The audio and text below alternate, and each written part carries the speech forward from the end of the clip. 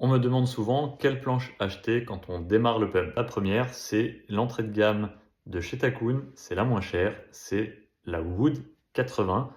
Elle fait le travail, elle est robuste, on n'a pas peur de la cogner. Par contre, elle est un petit peu lourde, donc c'est plus pour faire de la longue distance que du sprint. Toujours chez Takun, on a la Pump 90, qui est la planche numéro 2 la moins chère du marché, qui est à 400 euros. Et là, on est sur une planche carbone composite, solide aussi. Attention, la 90 a du rocker, la 80 est plus à plat. Pour le même prix, et c'est sa concurrente directe dans cette catégorie, on a la Clubber de chez Gong qui est aussi à 400 euros. Les deux planches sont globalement similaires pour avoir essayé deux setups, un Gong, un Takun. Les deux se ressemblent vraiment beaucoup.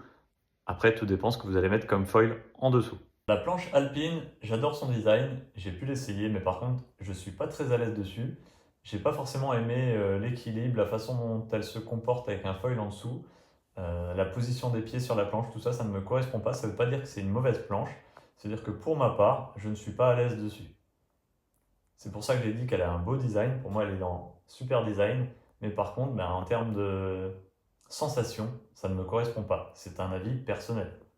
La Fun Roll de chez Indiana, designée par Robs, c'est une planche spécifiquement pour le pump qui est faite pour ça.